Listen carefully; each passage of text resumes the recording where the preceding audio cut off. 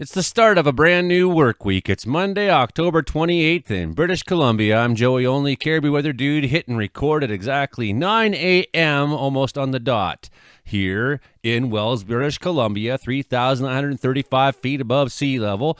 And guess what? Snowing here this morning. What did you expect? Well, it snows here all the time. I mean, that's what happens here. Snowing down a little bit in the Coquihalla. We got some snowfall advisories for the Yukon going on. Nothing too crazy, but I thought we'd take some time and look at this work week and see what's really going on for everybody. So, welcome to the Bad News Show. Let's go. There it is. This is bad news. My God. Falling out right now. Anything could happen. Get on! Wow. I'll watch the video later. They try mopping this. Watches, warnings, and special weather statements in Canada today. Well, let's go up to the Yukon, to Haines Junction, Pelly, Carmax, Faro, White Pass, and Chilkat Pass. Early Tuesday morning to Wednesday afternoon, this is coming at you 10 to 20 centimeters, with localized areas receiving up to 30 centimeters. Reduced visibility due to heavy snowfall is a probability. A low-pressure center over the Gulf of Alaska on Monday will approach the southwestern Yukon on Tuesday. Steady snow will begin Tuesday morning. Locally gusty winds are possible, which could further reduce visibility. The snowfall is expected to taper off Wednesday afternoon, with total accumulations ranging from 10 to 20 centimeters and up to 30 in some areas by Wednesday evening. Rapidly accumulating snow may make traveling bullshit. Okay, still that special air quality statement going on down there. So venting is not good. Some things are burning in the hills there. I figured brush piles is mostly likely the cause of that. Freezing rain warning up for northern parts of Manitoba along the Hudson Bay Ontario border. Freezing rain is expected or occurring. There's a snowfall warning for Baker Lake, Nunavut. Heaviest snowfall will start Monday night and become light snow by Tuesday morning. However, light snowfall will continue. Snowfall will taper Tuesday night to Wednesday, but strong winds will pick up early and Wednesday and cause visibility restrictions with the fresh snow. Rapidly accumulating snow might make travel stupid. Winter storm watch there for Gajoa Haven. I'm not sure how you actually say it. Gajoa, 10 to 20 centimeters accumulation by Wednesday morning. The system will intensify. So that's basically what's been going on here, is that Alberta Clipper that I've been telling you about for the last bunch of days. That's this bad boy here already. It's already making its way. The center of the low pressure is already crossing into the Manitoba border this morning. So this thing is kind of rocketed off. A little quicker than I imagined it would, but, that's often how she goes. We wait for the setup to see, and then we see how far will it take off and how fast. So it's spreading up to the north there and creating some misery, where the system will intensify on Tuesday, gusting 70 kilometers. The strong winds and fresh snow will cause visibility reduction, and blizzard conditions may occur. This is more or less related to the same story. The wind warning up there in Quebec, 90 kilometers an hour possible on Tuesday. We get a lot of strong winds up there, 100-kilometer-an-hour winds expected, and the last vestiges of nasty weather are still going on here. The Cape Breton Highlands, 15 to 25 centimeters falling there. Quick recap, we had 2 storms out in the Pacific last week. They became one sometime over Thursday night, Friday morning. That pushed ashore. It was more of a wind event than a rain event in British Columbia. Some lingering snowfall occurring right now in BC because of it. And an Alberta Clipper form brought very strong winds to Alberta yesterday and is now moving up to Nunavut. So let's have a look at some of these strong winds. Intense low pressure wind across Alberta Sunday 27th, bringing 5 centimeters of snow to northern areas. Lightning to east central regions. Oh, I didn't know that. And significantly southwesterly winds with well above seasonal temperatures across southern parts of the province. Very nice there. So they had peak wind gusts in Stavely, near Nanton, where I lived for 6 months once. Del Bonita, 102. Barons, 100. Carway, 98. Claresholm, 98. Fort Macleod. So all that southern area, near the Cowboy Trail and Highway 2 south. So between the 2 and 22, all those areas seem to be getting a lot of wind yesterday, some pretty substantial wind. But look at the temperatures that were set yesterday on October the 27th, 2024. Tell me this isn't weird. 23 degrees. Well, I say tell me it isn't weird, but on that side of the Alberta Rockies, actually often this wild temperatures happen at unusual times of year. So that's what the Chinook pattern brings when the low pressure is feeding that southerly warmth, and also the descending air over the mountains warming as it falls, right? So new records in 21.5 in Milk River. So some of the same areas more or less that we're getting the wind. Saskatchewan, too, catching on some of that wind up in Assiniboia. Kindersley, 21.5 there. 18.6 at Lucky Lake. Lucky you, man. I haven't seen weather like that in a long time. Do got a little bit of fresh snow up there on some of the mountain passes this morning. Up on the Coke as well. Some slippery conditions up there. Nothing too crazy once again, but if you're traveling through there this morning, you might run into flurries over the next little while. Most of the precipitation we're taking now, this is all still from that storm that came on Friday, right? So this is still the after lingering effects up in Fort St. John. Going to get some snow today. McBride, Blue River, Revelstoke, Williams Lake. It's been snowing here in Wells this morning, and it's just wonderful. So much snow. So lovely. So lovely. So looking for that to move its way through this morning into eastern parts of BC until I would say mostly the Rockies, Columbias, Caribous. You're going to be seeing a lot of this snowfall. Some of it will be spilling over into Alberta, into the Grand Prairie, Hinton areas as well into the afternoon. Revelstoke Pass going to be probably mostly messy to drive today. I wouldn't risk it.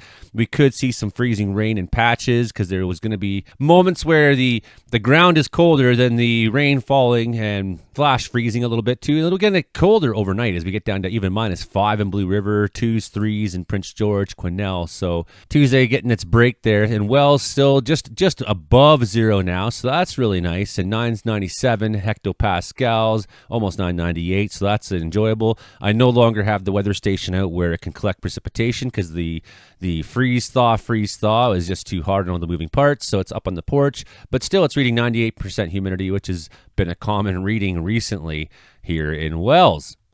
This morning only got down to 1.6 below, but that is a drop we've had. The last number of days have been somewhat warmer than what has been our overall trend. By the way, that weather station was bought by my friends here at Diggy's Diner in Wells, BC. So you're ever looking for somewhere to eat when you're in town here, go check out my friends Curtis and Shannon. They support me. Let's have a look back at the month that was, as we're coming to the end of the month now. And we had a high of 18.6. And look at sort of the timing of this. It's kind of neat. Settling back down into reasonable seasonal weather. Then we had this jump on Saturday the 12th at 18.6, and then things cool off for the next week. The next storm comes in time for the 19th, jumps up to 13.7 for our high. So some of the warmest days we saw are all because of this pattern we've had, right? And then, a little bump up this week on Tuesday, but, mostly settle back into seasonal, slowly climbing down, a little bit cooler, even until we even got to 7 below on Friday the 25th in the morning. And you see over the weekend we had some warmer temperatures coming into Wells, and now we're going to start settling back into a cooler trend. Well, this pattern of Saturday being storm day is about to be erased by the next one coming in here, which will be coming in Wednesday. It won't be as strong of a storm as we saw 2 weeks ago. Necessarily, right? But as you can see by the precipitation that's lingering outside, I would still like you very much to be aware if you're driving through BC when the good times to travel are and when good times to travel are not. Here's our Alberta clipper now sitting on the border of Manitoba and Saskatchewan. High pressure starting to try to establish itself in southern BC, but that doesn't change the fact that there's still flurries happening and whatnot. You can see this warm front up here. That's the first vestige of our next system that's coming in. Got some occlusion that's running off the Alberta clipper that's running right in through the Great Lakes.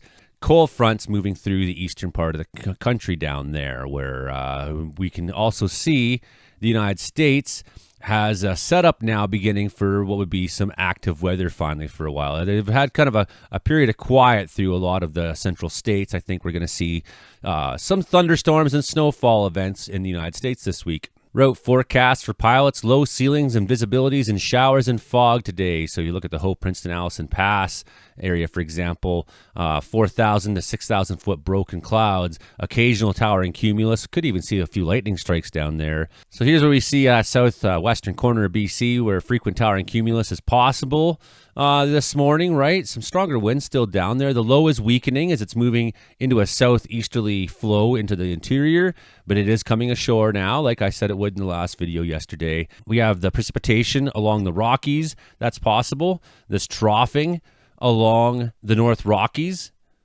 which could be giving some snowfall up to the peace as well. But we got that risk of a thunderstorm even in the coast mountains today. So that's pretty interesting. Scattered cumulus in behind it, occasionally isolated towering cumulus. So the odd lightning strike still off the coast isn't out of the question too. Winds will be fairly brisk there. Looks like 25 knots. As you go in through the afternoon, you're going to see that thunderstorm threat still sort of stays there. A widening area of precipitation in the Rockies. The trough still sitting up there in the Peace, more or less moving into the Fort St. John area throughout the day. And you can see finally that precipitation will begin to move into the eastern BC.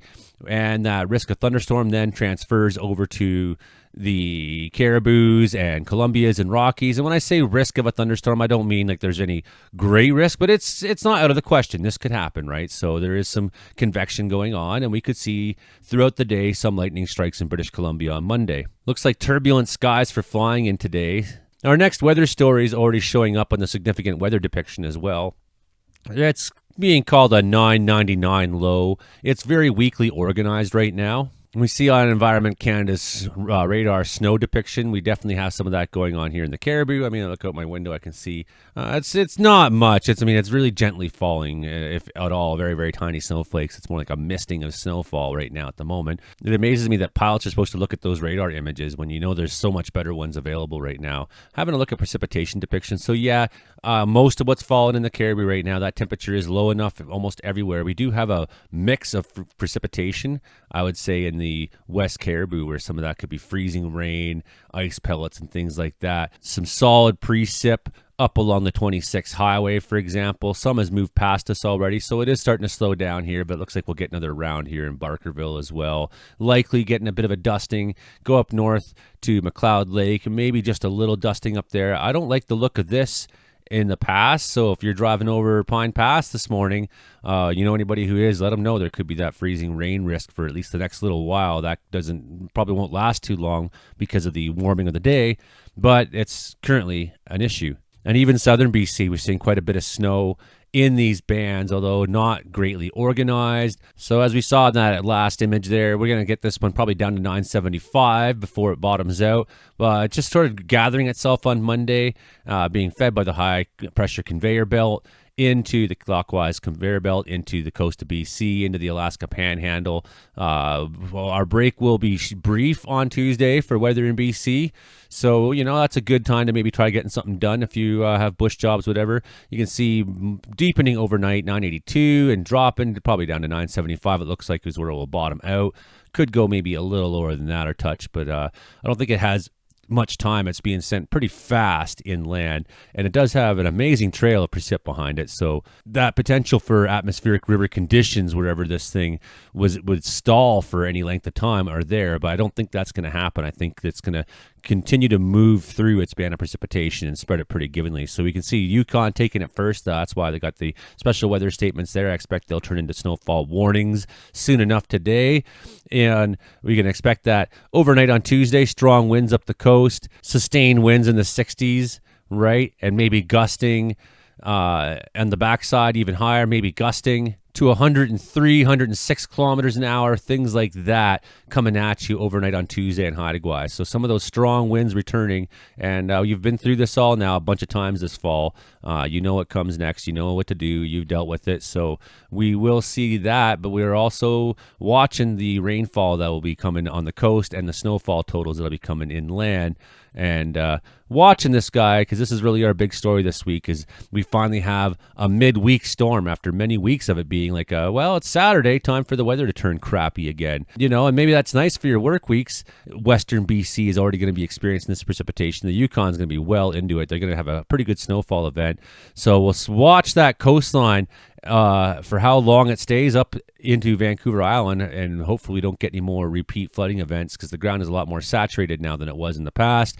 Snowfall into the mountains, a brief warm-up coming, on the bottom side of this low, the southerlies coming in, so enjoy that briefly. And I'm concerned that we may have a drop in temperatures next week, so I'm kind of watching ahead for that as well.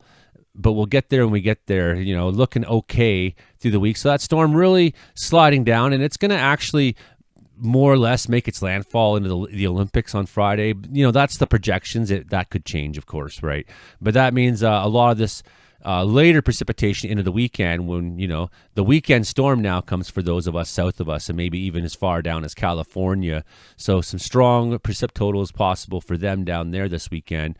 And northern BC, now that we have this sort of pattern change that I was referring to, where the high pressure has kind of established itself a little bit in the North Pacific, it's going to kind of feed storms a little bit into the north. That doesn't necessarily mean that we won't be without precipitation. So we're watching to see if this comes to pass, where we get some shorter wave troughing here that allows for some snowfall later in the weekend. The southern part of BC, we're going to be protected for a little while at least by this high pressure. I just concerned that maybe that'll mean that temperatures get chillier and chillier as it does. So we'll be kind of watching temperatures next week to see if we get really a cool down into the beginning of November. But that is a week away. Well, okay, last words for today. Precipitation in terms of rainfall this week is mostly in southern BC and along the coast, which you'd probably expect. I think everything that falls further north is going to fall as snow. So we do have some precip totals that look, interesting, but nothing, if this storm just keeps passing down Vancouver Island this week, then 65 mils, that's nothing that we can't deal with. So that's beneficial rain. That's exactly what we want to see. It doesn't mean that travel will be awesome, but it means that the province has taken some of that precip and that moisture that we so desperately need to change the corner. We may even see some significant snowfall in the mountains. So, that's the rainfall may be a snowfall event at higher elevations for you down there. In southern BC, you're going to be taking a little bit of snow this week in higher country as well. Maybe not so much if you're down in downtown Kelowna, right? But I don't think you'll have to look too far to see snow on the hills in the coming days. That's more or less what I'm getting at. So that's for your work week. But most definitely, today not been a great day, and Wednesday being most certainly the worst days for weather in BC to get things done out there in the bush and things like that. Okay, people like to poke at you and be like, "Hey, Joey, what are your qualifications?" Blah blah blah. Okay, I get it, because I'm that guy who asked that same question to people. Okay, so fair enough. And we've been through this on the channel before. How many courses I've taken, the fact that I teach wildfire and weather courses and whatnot to wildland firefighters, how many years I have in wildfire, how many years I have chasing thunderstorms, how many tornadoes I've seen, how many accurate predictions. So, one thing, there's the myth of the 10,000 hours. It goes kind of like this. See, in my opinion, I'm not good at this stuff because of any of those classes I took or any of that education, although that's been very, very helpful, and I needed it to become. But what that was part of the investment of time. That's what I'm getting at, the investment of time that was spent. They say, so that, the 10,000 hour rule myth, if you spend 10,000 hours at something, you'll become a master.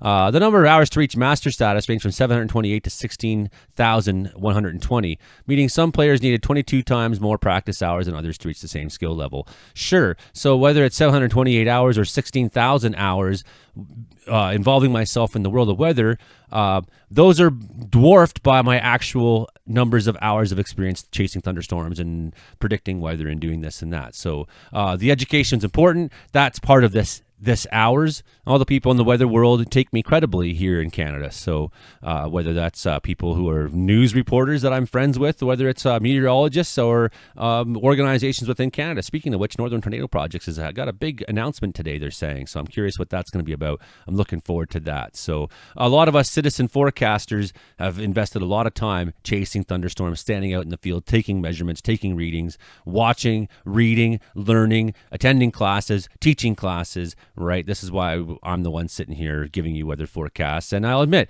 I'm not always perfect, and I'm often basing what I'm just interpreting models most of the time for you, telling you what the models are saying.